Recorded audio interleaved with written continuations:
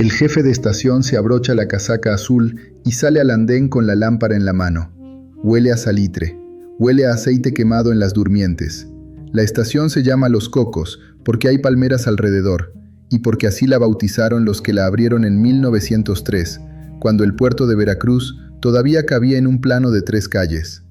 Es una noche cualquiera de los años 60. El hombre revisa la vía, mira su reloj, alza la lámpara. En unos minutos va a llegar de la Ciudad de México, bajando por las cumbres de Maltrata, el tren azul de vagones dormitorio y coches Pullman. Le dicen el jarocho, porque el andén al que llega es este. Los vendedores ya están listos con las canastas, café de olla, tamales, garnachas. El silbato se oye a lo lejos, y detrás del silbato viene todo el país adentro de los vagones. Ninguno de los que están en el andén esta noche puede imaginar que 38 años más tarde, ese mismo tren va a entrar por última vez a Buenavista, el 18 de agosto de 1999, va a soltar el vapor, y ningún otro tren va a volver a salir a Veracruz durante un cuarto de siglo. Que las estaciones van a quedarse con las ventanas tapiadas y los andenes con pasto entre las juntas. Que hasta un pintor famoso quiso retratar el puente por donde ese tren cruzaba, y que ese puente va a acabar comido por la selva. Que hubo una decisión con nombre y con fecha, y una factura que se seguirá pagando en el año 2081. Aquí empieza la historia de cómo perdimos el tren más querido de México. Antes de perderlo, hay que subir a él una vez, contar cómo era, meterse en el vagón, sentir el crujido de la madera, y ver la luz de la Ciudad de México deslizarse por la ventanilla en las horas anteriores a la medianoche. El jarocho salía de la estación de Buenavista a las 10 de la noche. Era, junto con el tapatío y el oaxaqueño, uno de los 3 trenes estrella de Ferrocarriles Nacionales de México. Los 3 llevaban el nombre del gentilicio de su destino. Los 3 eran presumidos, azules, olorosos a café. El de Veracruz era el más antiguo porque seguía el trazo del primer ferrocarril mexicano, aquel que Sebastián Lerdo de Tejada inauguró el 1 de enero de 1873, después de 15 años de obras, varias guerras y 3 constituciones. Los vagones estaban pintados de azul marino. Las siglas NDM brillaban en plata en los costados. Adentro había clases. En la primera especial se viajaba en butaca acoginada, y el precio del boleto incluía un café y un cuernito para el desayuno del día siguiente. En segunda, los asientos eran de madera pulida, y el respaldo se ajustaba con un brazo de hierro. En tercera, se viajaba con guajolotes en los pies y con la ventana abierta. Los coches dormitorio, importados de la Pullman Company de Chicago, tenían literas plegables y un lavabo pequeño de porcelana. Y en el vagón comedor había manteles blancos y meseros de saco negro, que servían el arroz a la tumbada como si estuvieran en un restaurante del malecón. El viaje duraba 10 horas. Se cruzaban 425 kilómetros de país, del altiplano al trópico.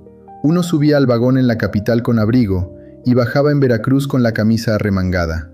Cambiaba el clima, la vegetación, el olor del aire, el color de la piel de la gente en el andén. Cambiaba el país entero mientras uno soñaba. El tren pasaba por Apizaco, en Tlaxcala, pasaba por Puebla, subía a Esperanza, cruzaba Boca del Monte, y ahí empezaba la parte que todos esperaban despiertos. El descenso por las cumbres de Maltrata, curvas cerradas, precipicios a un lado, luces del valle abajo. Los pasajeros de los primeros vagones asomaban la cabeza por la ventanilla para verse a sí mismos varios coches más atrás, dibujando la serpiente iluminada del tren en la oscuridad de la sierra. Y en algún momento del descenso, todos se asomaban a la ventana para ver lo mismo, lo que llevaban oyendo desde niños, lo que había convertido esta línea en el orgullo del país. El puente de Metlac, 137 metros de hierro curvado sobre una barranca, 28 metros de altura sobre el río. El valle mide 275 metros de un lado a otro y 115 metros de profundidad. Para cruzarlo en línea recta hubo que traer ingenieros de México, de Francia, de Inglaterra y de Estados Unidos. Discutieron durante años qué diseño era posible. Empezaron a construirlo bajo la ocupación francesa de Maximiliano y lo terminaron durante la República restaurada de Juárez. Cuando finalmente el tren pudo cruzar aquella curva imposible, un joven pintor de la Escuela Nacional agarró sus pinceles y lo pintó. Se llamaba José María Velasco. Es el paisajista más importante que ha dado México, Y ese puente aparece 3 veces en su obra, porque para él representaba lo que este país podía hacer cuando se lo proponía. El jarocho cruzaba, cada noche, la obra maestra que la ingeniería mexicana le había arrancado a la sierra. Cuando llegaba a la estación de Maltrata, la gente del pueblo subía a los vagones a vender memelas enormes. Las llamaban las pizzas de la sierra. Medían 1 palmo, llevaban frijoles refritos, queso derretido y salsa verde encima. Los pasajeros se las comían con la mano, con la boca llena, con el vaho del amanecer entrando por las ventanas, mientras el silbato pedía que ya era hora de seguir bajando hacia el mar. Bajaba el tren. Por Orizaba, Fortín, Córdoba. Aparecía el olor del café tostado en las bodegas de la sierra, y más abajo, el olor del azúcar en los ingenios.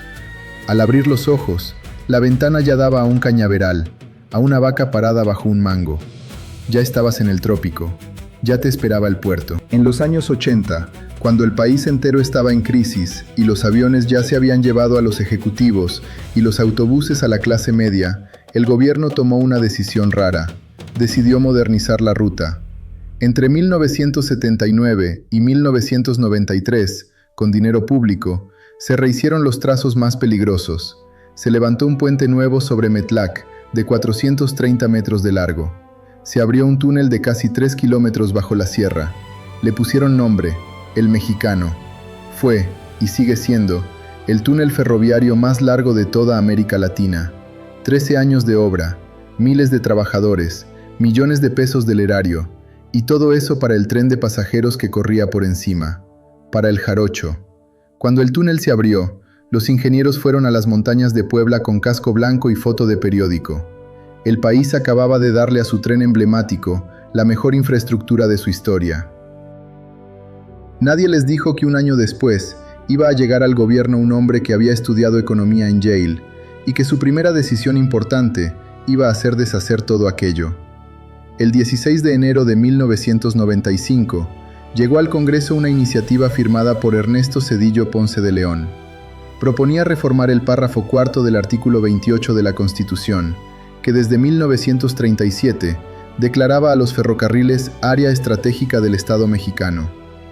10 días después, el Senado la aprobó con 105 votos. 2 días más tarde, la Cámara de Diputados hizo lo mismo. El 2 de marzo, se publicó en el Diario Oficial de la Federación. En mayo, se promulgó la nueva ley reglamentaria del servicio ferroviario, y en el texto que acompañaba la iniciativa, con letra pequeña, aparecía la palabra clave: temporal. El servicio de pasajeros iba a suspenderse temporalmente para fortalecer la carga. La palabra temporal iba a durar 24 años. Aquí conviene detenerse. Lo que pasó entre 1995 y 1999 tuvo poco de decadencia natural y mucho de liquidación programada desde la Secretaría de Hacienda. Ferrocarriles Nacionales de México estaba en números rojos, es verdad. Hacia 1991, la paraestatal arrastraba un déficit operativo de $552 millones, más o menos el 37% de su presupuesto. Y sin embargo, el país acababa de invertir 13 años en modernizar precisamente la ruta más antigua y emblemática del sistema. El argumento oficial fue que había que privatizar para atraer inversión, tecnología y competitividad, que las empresas privadas construirían vías paralelas para los pasajeros y que los mexicanos íbamos a seguir teniendo trenes. Ninguna las construyó jamás. Los trenes fueron muriendo uno a uno. El regiomontano, que iba a Monterrey, cayó primero. El constitucionalista, que iba a Ciudad Juárez, cayó después.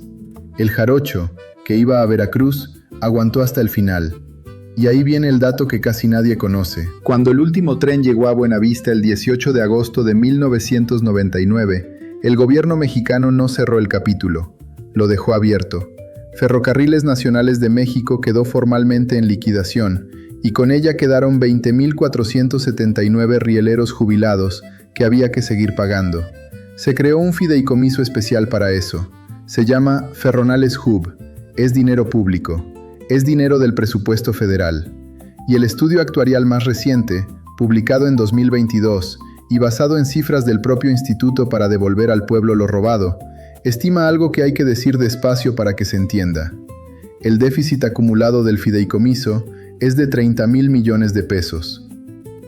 Y la fecha estimada en que ese fideicomiso terminará de operar es el año 2081. Es decir, la decisión que Zedillo firmó en 1995, la que iba a librar al Estado de una carga insoportable, la que iba a modernizar el país, la que iba a fortalecer los trenes, esa decisión nos dejó una factura que seguiremos pagando 82 años después de firmada. Se suprimió el servicio de pasajeros. Pero la deuda no se privatizó. Esa se quedó con nosotros. Vale la pena repetirlo. La razón oficial para eliminar el tren de pasajeros fue que costaba demasiado dinero público. La consecuencia real de haberlo eliminado es que el Estado sigue pagando pensiones ferroviarias, que terminará de pagar en 2081, 86 años después de la reforma. Los cálculos del ahorro nunca se hicieron con esa cuenta encima de la mesa. El razonamiento oficial fue que los ferrocarriles ya no eran rentables. La palabra rentables merece un paréntesis. Los ferrocarriles del país, después de la privatización, se volvieron el negocio más rentable de la infraestructura mexicana. Entre 1995 y 2010, según los propios reportes del sector, el volumen de carga movilizado se duplicó y la longitud de la red creció de 20.000 a más de 26.000 kilómetros. Las empresas concesionarias se llevaron esa duplicación. La rentabilidad la cobran ellas. La deuda la pagamos todos. En diciembre del 2000, La Jornada publicó una crónica que resumía el momento en una sola frase.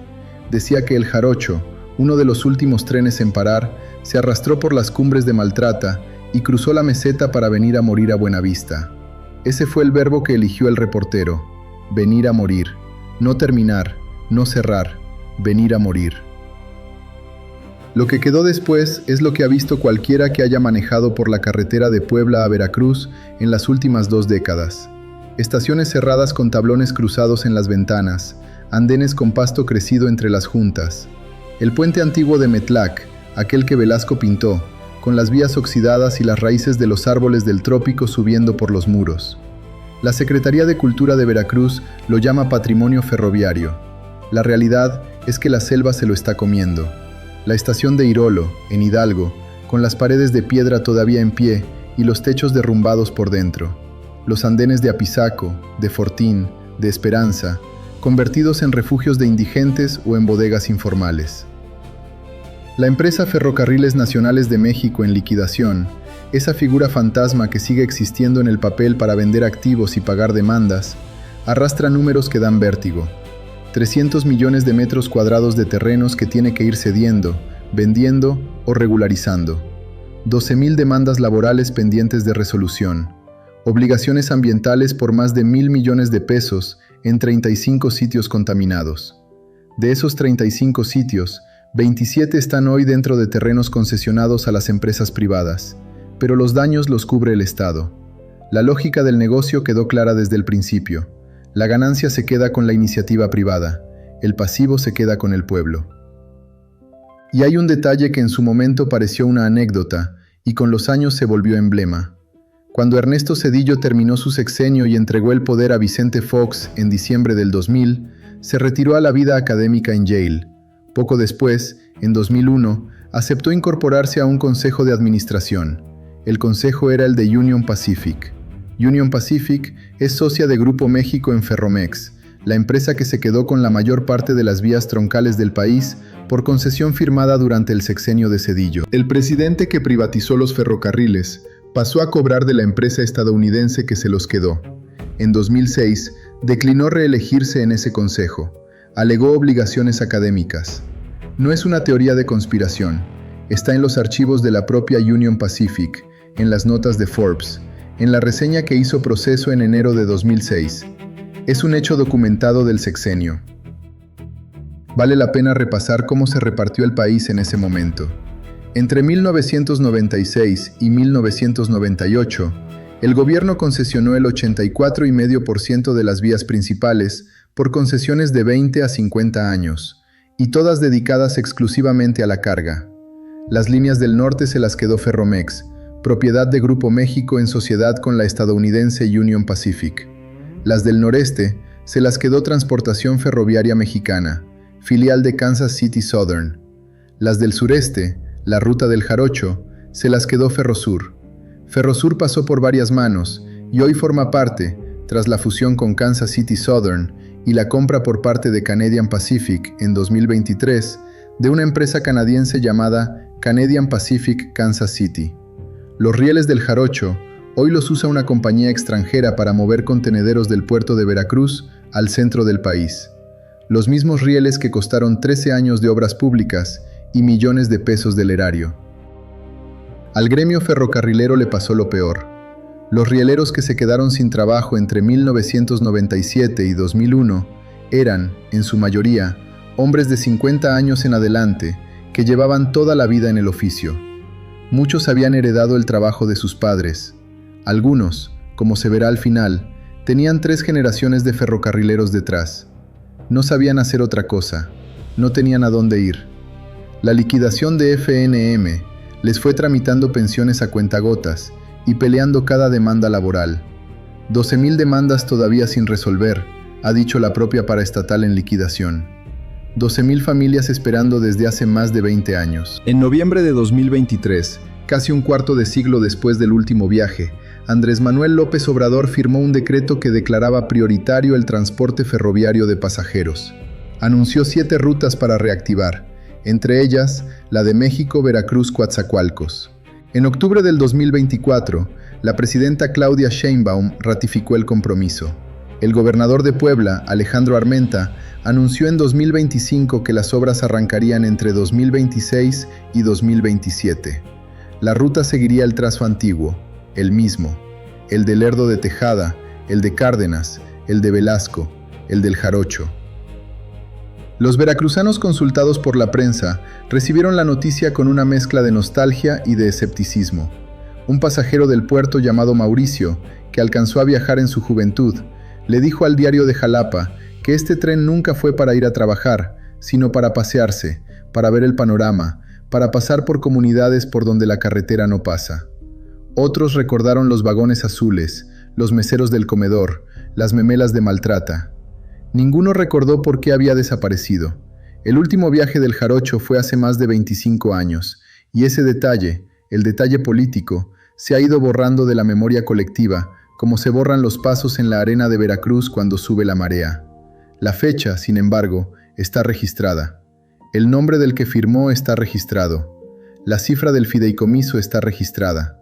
Al olvido lo pusieron ahí a propósito, y lo pusieron ahí las mismas manos que firmaron el negocio. Héctor Haas Saldaña vive hoy en Veracruz, es historiador, colabora con el diario de Jalapa, sabe de memoria los planos de las viejas estaciones y las fechas de las obras del ferrocarril. Cuando lo entrevistaron a finales de 2024 sobre el posible regreso del tren, contó algo que no era un dato de archivo, sino una biografía. Su bisabuelo fue jefe de la estación de Los Cocos, allá en el puerto de Veracruz, aquella misma estación con la que empezó este video. Su abuelo fue ferrocarrilero, su padre fue ferrocarrilero. 4 generaciones de una familia veracruzana crecieron dentro del olor a aceite y a carbón, aprendieron a leer los silbatos, se durmieron con el ruido de las locomotoras entrando de madrugada. Héctor es el primer Haas Saldaña que no trabaja en el tren. Le preguntaron si le gustaría que volviera el Jarocho. Contestó con la honestidad de quien no puede permitirse la nostalgia fácil. Le llenaba de emoción imaginarlo, dijo, por su linaje, pero no creía que fuera a funcionar como servicio de uso, porque ya hay aviones, hay autobuses, hay carreteras. Como novedad, iba a estar bien. Después la gente iba a volver a lo de siempre. Es el nieto y el bisnieto de los hombres que hicieron el tren, y ha entendido, mejor que muchos políticos, que las cosas no vuelven porque uno las desee, vuelven porque se sostienen. Y este país lleva 25 años sin sostener el tren de pasajeros por ninguna parte. Su bisabuelo murió sin saber que la estación de Los Cocos se iba a cerrar. Su abuelo murió cuando el Jarocho todavía cruzaba las cumbres de Maltrata cada noche. Su padre alcanzó a ver el último viaje del 18 de agosto de 1999. Y él, Héctor, ha convertido esa herencia rota en un oficio de historiador. Escribe sobre los planos viejos, cuenta cómo eran los andenes, guarda las fotos, le explica a un país cada vez más olvidadizo que aquí, hace no tanto tiempo, Hubo un tren azul que subía por la sierra y bajaba al mar. Si el jarocho vuelve algún día, no va a ser el mismo tren. Los vagones Pullman ya no existen. Los andenes se convirtieron en centros comerciales o en estacionamientos. El puente viejo de Metlac lo está comiendo la selva. Y las manos que sabían leer los silbatos, esas manos que se pasaron el oficio de padre a hijo durante 4 generaciones, ya no están.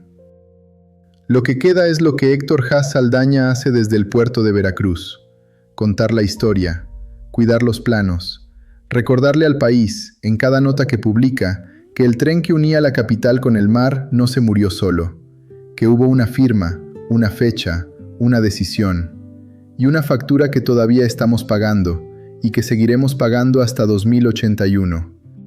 Cuéntenos en los comentarios si usted alcanzó a viajar en el jarocho, o si alguien de su familia lo hizo, porque esa memoria vale más que cualquier archivo. Aquí en Caminos de los Olvidados, seguimos jalando de estos hilos: trenes, hoteles, salones de baile, pueblos enteros. Todo lo que este país tuvo y perdió por decreto, por descuido, por dinero o por las 3 cosas juntas.